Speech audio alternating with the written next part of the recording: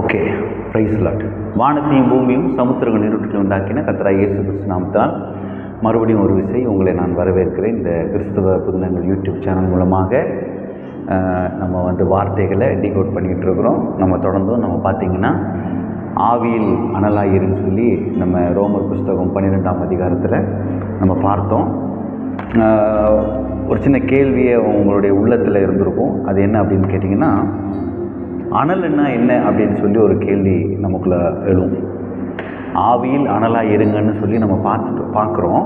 அது நமக்கு தெரிஞ்ச விஷயம். பட் இன்றைக்கி நிறைய பேருக்கு என்ன தெரியல அப்படின்னு கேட்டால், ஆவிக்குரிய வாழ்க்கையில் எது அனல் அப்படின்றது ஒரு புரிதல் இல்லாததுனால ஸோ அதை குறித்து நம்ம என்ன செய்ய வேண்டியிருக்குன்னா, நம்ம தியானம் பண்ண வேண்டியிருக்கிறது. எனக்கு அன்பானவர்களே, சத்தியத்தை அறிவீர்கள், சத்தியம் உங்களை விடுதலையாக்கும் என்று சொல்லி வார்த்தை சொல்லுகிறது. அப்போ நேற்று நம்ம தொடர்ச்சியாக நம்ம பார்த்துட்டு வந்தோம். என்ன அப்படின்னு கேட்டிங்கன்னா, ஆவியில் அனலாக இருப்பது எப்படின்னு சொல்லி நம்ம பார்த்தோம். இன்றைக்கி இப்போ நம்ம பார்க்க போகிறது என்ன அப்படின்னு கேட்டால், எது அனல் அப்படின்னு சொல்லி நம்ம பார்க்க போகிறோம். இது பார்த்திங்கன்னா பார்ட் 1 புரியுதுங்களா? இன்றைக்கி நம்ம பார்க்கக்கூடியது ரெண்டாவது என்ன அப்படின்னு கேட்டால், ரெண்டாவது பகுதி என்ன அப்படின்னு கேட்டால், ஆவிக்குரிய வாழ்க்கையில் எது அனல் அப்படின்றத எது அனல் என்ற ஒரு கேள்வியை நம்ம வைக்கணும்.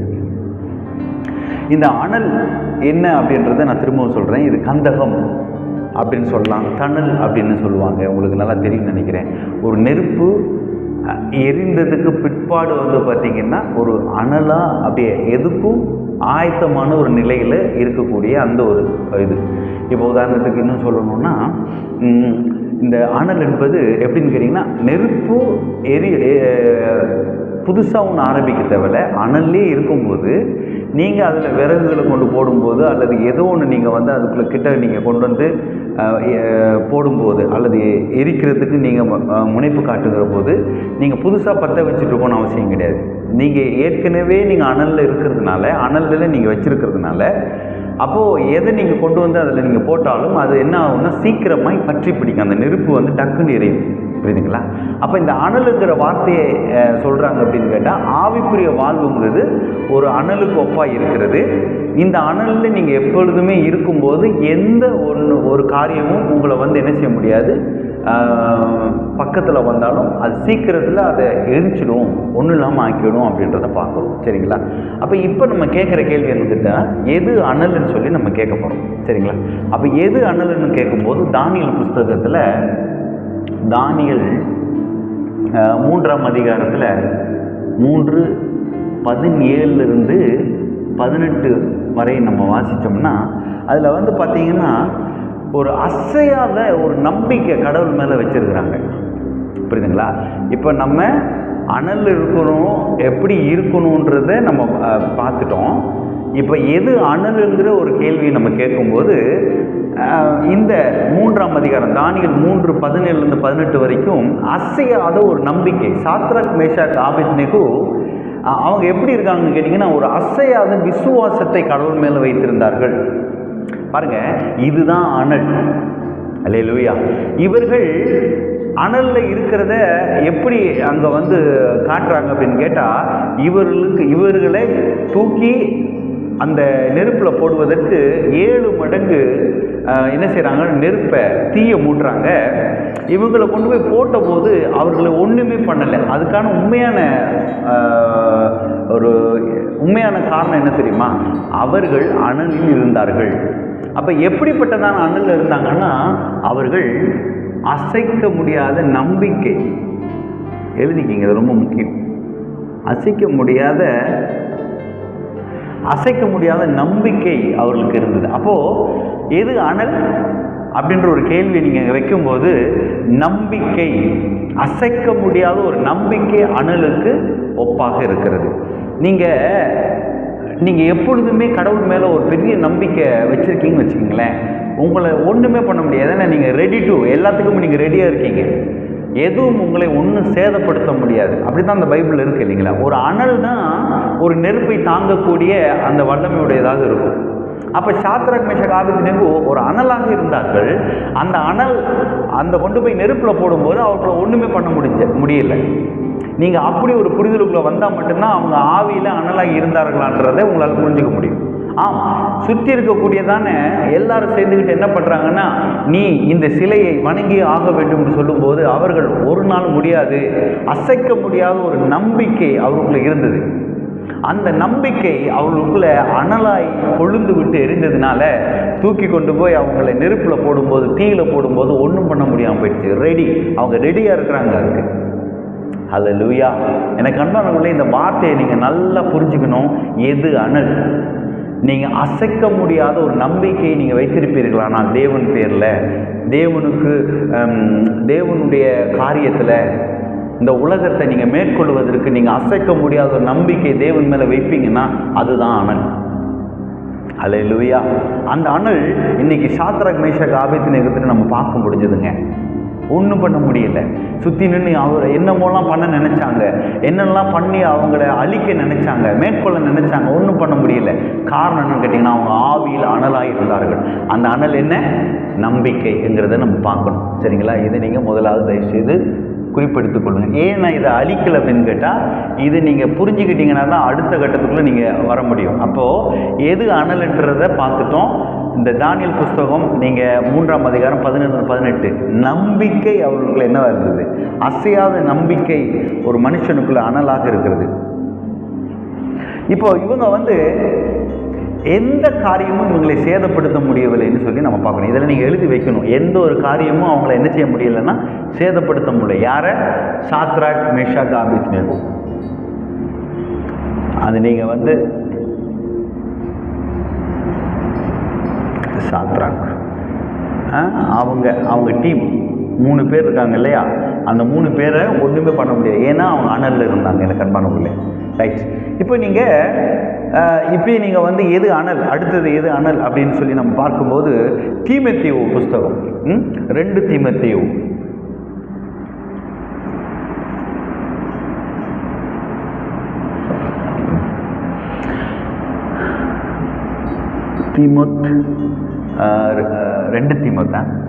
ரெண்டு தீமோத்து அது ரொம்ப முக்கியம். தீமோத்தேயு 1:6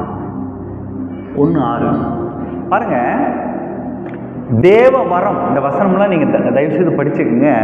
ஒரு ஆவிக்குரிய மனுஷனுக்குள்ள எது அனல் அப்படின்னு கேட்டிங்கன்னா, தேவனுடைய வரங்கள், அவனுடைய வரங்களை அனல்னு சொல்லப்படுகிறது. ஜெபம், துதி, சத்தியம், ஊழியம், இதெல்லாம் பார்த்தீங்கன்னா என்னவா இருக்குன்னு கேட்டிங்கன்னா அனலுக்கு ஒப்பாக இருக்கிறது. முதல்ல என்ன பார்த்தோம்? நம்பிக்கை என்னவா இருக்கு?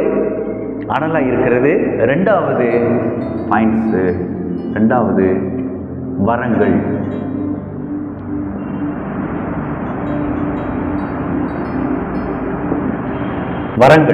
ஒரு ஆவிக்குரிய மனுஷனுக்கு அடுத்த அனல் என்னன்னு கேட்டிங்கன்னா வரங்கள்.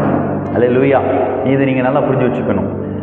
முதல்ல என்னது? நம்பிக்கை. அடுத்தது வரங்கள். ஒரு ஆவிக்குரிய மனுஷனுக்கு எது பார்த்தீங்கன்னா அடுத்த அனல் என்னன்னு கேட்டிங்கன்னா வரங்கள். அவனுக்குள்ள ஆண்டவர் வரங்களை என்ன செய்கிறார்? ஜெபம், துதி, அதை நீங்கள் என்ன செய்யணும் கேட்டிங்கன்னா இதில் நீங்கள் பிரிக்கணும். ஜெபம், துதி, ஊழியம். அல்லேலூயா. இதுதான் பார்த்தீங்கன்னா அனல். ஆவிக்குரிய மனுஷனுக்குள்ள நீங்கள் கேட்ட கேள்விக்கு பார்த்தீங்கன்னா அடுத்தது வரங்கள். இதை நீங்கள் 2 தீமோத்தேயு 1ஆம் அதிகாரம் 6ஆவது வசனத்தில் பார்க்கும்போது அது எது அவங்களுக்குள்ள அனல் மூட்டுகிறதுங்கிறத பார்க்கும்போது அது உங்களுக்கு நல்லா புரிஞ்சிடும். இப்போ கடைசியாக ஒரு காரியத்தை நான் சொல்லிட்டு நான் முடிக்க விருப்பப்படுகிறேன். சங்கீத புஸ்தகத்தில் சங்கீதம்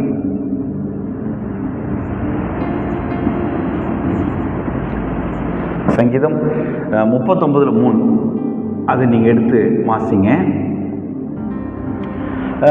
பார்த்துங்க, அவர் சொல்கிறார், தாவீது சொல்கிறாரு, தியானிக்கையில் எனக்குள் அனல் கொண்டது அப்படின்றாரு. அப்போது தேவனை நீங்கள் தியானிக்கும் போது, தேவனோட சஞ்சரிக்கிற போது, தேவனோட வாழ்கிற போது, தேவனை நீங்கள் என்ன செய்றீங்க?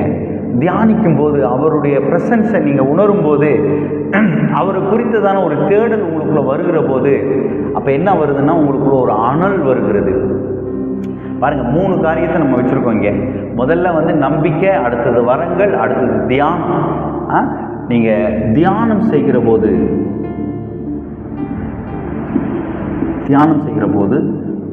அனல் என்ன செய்யுது?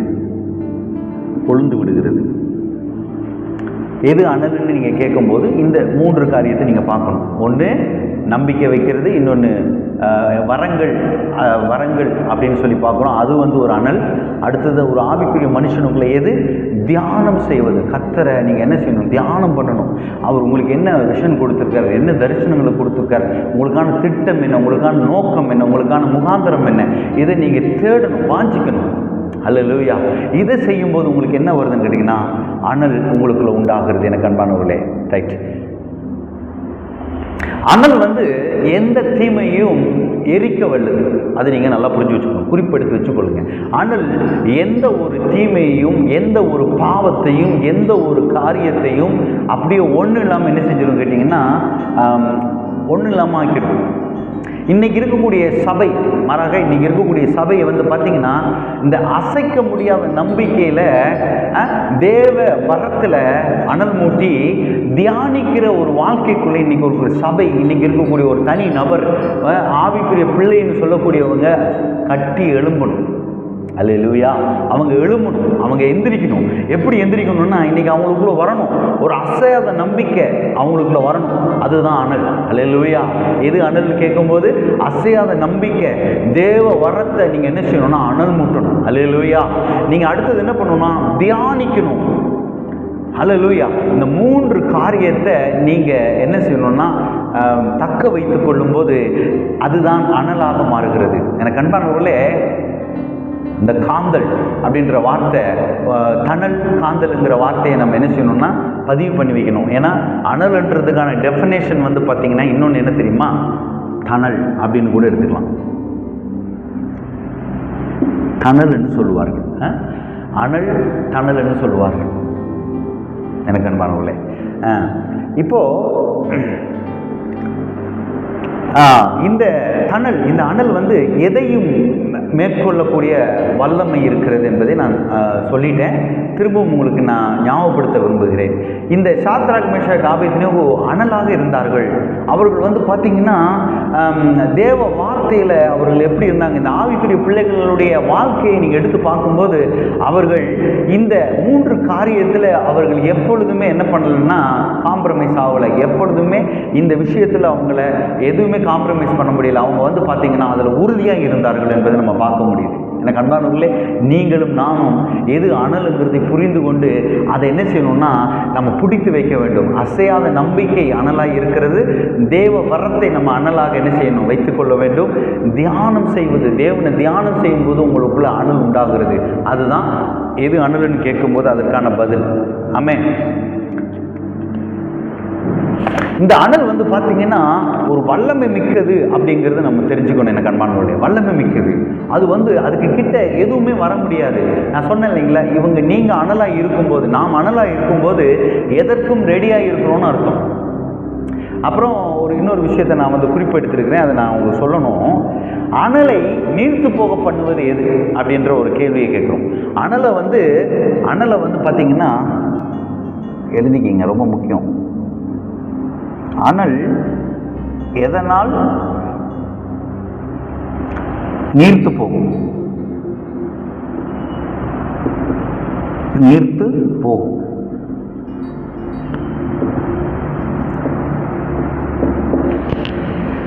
எதனால் நீர்த்து போகும்? குளிர் உண்டாகிற போது என்ன ஆகும்? நீர்த்து போகும். அடுத்தது வந்து பார்த்திங்கன்னா மழை வரும்போது என்ன செய்யும்? நீர்த்து போயிடும். நீர்த்து போகுதுன்னு என்ன தெரியுங்களா? அணைஞ்சு போகிறது, அல்லது குறைந்து போகிறது, அல்லது தணிந்து போகிறது, அந்த அப்படி நீங்கள் எடுத்துக்கலாம். அப்போது மழையினால் என்ன செய்யும்னா நீர்த்து போகும். அடுத்தது காற்று. அடுத்தது வந்து தண்ணீர். குறிப்பெடுத்துக் கொள்ளுங்கள். என்னென்னலாம் நீர்த்து போகுது? அனல். அனல் வந்து எதனால் நீர்த்து போகிறது? குளிர், மழை, அப்புறம் காற்று, தண்ணீர். இந்த காரியங்கள் என்ன செய்யுதுன்னு கேட்டிங்கன்னா அனலை நீர்த்து போக பண்ணக்கூடிய ஒரு அதுக்கு ஒரு வல்லம் இருக்குது. அப்போது நீங்கள் ரொம்ப கவனமாக இருக்கணும். எது உங்களுடைய ஆவிக்குரிய வாழ்வை நீர்த்து போக பண்ணுகிறது, அதாவது உங்கள் அனலை எது நீர்த்து போக பண்ணுகிறது அப்படிங்கிறத நீங்கள் தெரிஞ்சு வச்சுக்கணும், சுதாகரிக்கணும். நம்ம புரியுதுங்களா? இப்போ அனலுக்குள்ளேயே நீங்க இருந்தீங்கன்னு வச்சுக்கோங்களேன், எதுவுமே உங்களை சேதப்படுத்தாத ஒரு சூழலுக்குள்ள நீங்க அனுமதிக்காத போது எந்த நிலையிலையும் நீங்க ரெடியா இருக்கீங்கன்னு அர்த்தம். அதாவது உங்களை பற்ற வைக்க தேவையில்லை. அதுக்கு தான் அந்த வார்த்தையை பவுல் நமக்கு எதில் சொல்கிறாரு, நம்ம ரோமர் புஸ்தகத்தில் படிக்கும்போது நம்ம தெரிஞ்சுக்கிட்டோம் இல்லைங்களா? ரோமரில் படிக்கும்போது என்ன சொல்லிச்சு, நம்ம எனி டைம் நீங்கள் அனலாக இருங்க, அசதியாக இருக்க வேண்டாம், அஜாக்கிரதையாக என்ன செய்யாதீங்க, இருந்துடாதீங்க, நீங்கள் ரொம்ப கவனமாக இருங்க, எச்சரிக்கையாக இருங்க அப்படின்னு சொல்கிறாரு. அப்போ நீங்கள் ரெடி, எதுக்குமே நீங்கள் ரெடியாக இருக்கும்போது, நீங்கள் அனலாக இருக்கும்போது எதையும் எதிர்கொள்வதற்கு நீங்கள் தயாராக இருக்கீங்கன்னு அர்த்தம். தேவ பிள்ளைகளே, எனக்கு அன்பான சகோதரனே சகோதரியே, நீங்கள் ஒவ்வொருத்தரும் அனலாக இருக்கிறீர்கள். எப்படிப்பட்டதான அனலை நீங்கள் பெற்றிருக்கிறீங்க? நம்பிக்கையிலும் அனல். அல்லேலூயா. அடுத்தது என்ன நீங்கள் பார்க்குறீங்க? அப்புறம் தியானம். நீங்கள் தியானம் செய்ய வேண்டும், நீங்கள் என்ன செய்யணும், தியானிக்க வேண்டும்னு சொல்லி நம்ம பார்த்தோம். வரங்கள்னு சொல்லி பார்த்தோம். முதல் காரியம் என்னது, உங்களுடைய நம்பிக்கை, அது ஒரு அனலாக இருக்கிறது. தேவனுடைய வரங்களை ஒரு அனலை நீங்கள் வச்சுக்கிறீங்க. அதனுடைய டெஃபினேஷன் தான் ஜெபம், துதி அப்படின்னு நம்ம பார்த்தோம். அப்புறம் என்ன செய்றீங்க, நீங்கள் தியானம் செய்யும்போது, தேவனை நீங்கள் தியானம் செய்யும்போது அது அனலாக இருக்கிறது. இந்த இதை நீங்கள் வச்சுட்டே இருக்கும்போது எந்த ஒரு மாம்சீகமும், எந்த ஒரு பலவீனமும், எந்த ஒரு தீய காரியமும், எந்த ஒரு வேதனையும், எந்த ஒரு சோதனையும், எந்த ஒரு துன்பமும் துயரமும் உங்கள் பக்கத்தில் நெருங்க முடியாது. ஏனென்றால் நீங்கள் அனலாக இருக்கிறதுனாலே, நீங்கள் கவனமாக இருக்கிறதுனால, நீங்கள் எச்சரிக்கையோடு இருக்கிறதுனால, நான் எப்போ எது வந்தாலும் சரிடா பார்த்துக்கலாம்டா அப்படின்ற ஒரு விழிப்போடு நீங்கள் இருக்கிற போது எல்லாத்தையும் நீங்கள் மேற்கொள்ள முடியும். அல்லேலூயா. எனக்கு அன்பானவர்களே, நான் ரொம்ப சுருக்கமாக இந்த விஷயத்தை எடுத்துருக்கிறேன். 1, 2ங்கிற அந்த முதல் பாட்டில் நான் சொன்னது பார்த்தீங்கன்னா ஆவியில் அனலாக இருங்கன்னு சொல்லி நம்ம பார்த்தோம்.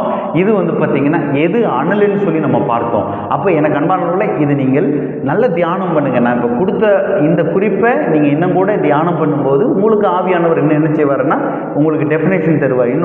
இன்னும் நீங்கள் பார்த்தீங்கன்னா நீங்கள் தியானம் செய்யும்போது கர்த்தர் உங்களுக்கு இன்னும் வெளிப்பாடுகளை தருவார்.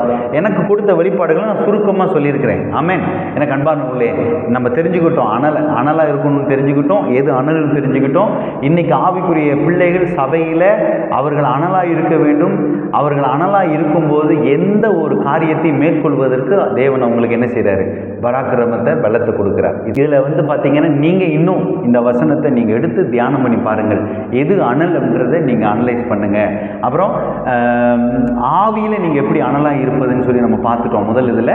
அப்புறம் எது அனல்னு சொல்லி இப்போ நம்ம பார்த்துருக்கோம். இது நீங்கள் குறிப்பெடுத்து வைத்து நீங்கள் தியானம் பண்ணி உங்களுடைய வீட்டுக்கு, உங்களுடைய சபைக்கு, உங்களுடைய ஊழியத்தின் பாதையில் நீங்கள் யாருக்கெல்லாம் சொல்லணுமோ சொல்லுங்கள். அது ரொம்ப யூஸ்ஃபுல்லாக இருக்கும். எல்லோரும் அலர்ட்டாக இருக்கும்போது, விழிப்பாக இருக்கும்போது, எல்லாத்துக்கும் நம்ம ஆயத்த நிலையில் இருக்கும்போது எதுவும் நம்மளை என்ன செய்ய ஒன்றும் பண்ணாது. சாத்ராக், மேஷாக், ஆபேத்நேகோ அப்படி தான். அவங்க ரெடியாக இருந்தாங்க, ஆவியில் அவங்க அனலாக இருந்தாங்க, நம்பிக்கை கொண்டிருந்தாங்க. கர்த்தர் மேலே அவ்வளோ ஒரு நம்பிக்கை. அதுதான் அனல். அல்லேலூயா. இந்த மாதிரி பார்த்தீங்கன்னா தாவீது சொல்கிறாரு, நான் என்ன செய்கிறேன், தியானிக்கையில் எனக்கு அனல் கொண்டேன்னு இருக்கு. அப்போ அவர் தேவனை தியானிக்கிறார், அவர் செய்த நன்மைகளை நினைக்கிறார். அவர் நடத்தின பாதைகளை அவர் எண்ணுறார். எப்படியெல்லாம் என்னை ஆண்டவர் நடத்தி கொண்டு வந்தார், எப்படியெல்லாம் என்னை ஆண்டவர் உருவாக்கியிருக்காருன்னு அவர் நினைக்கிற போது ஆண்டவர் அவரை அனலாய் மாற்றினதை பார்க்குறோம். அல்லேலூயா. அப்புறம் பார்த்தீங்கன்னா வரங்கள், கனிகள் என்னது, நமக்கு இந்த தீமோத்தேயு புஸ்தகத்தில் சொல்லும்போது தேவ வரம் அனல் மூட்டுங்க அப்படின்றாரு. வரங்கள் உங்களுக்கு அனலாக இருக்கிறது. ஸோ இந்த 3 காரியம்தான் அனல். இதை நீங்கள் பிடித்து கொண்டு நீங்கள் நடப்பீர்கள் நான் நம்புகிறேன். கர்த்தர் உங்களோட கூட இருப்பாராக. God bless you. பிரைஸ்.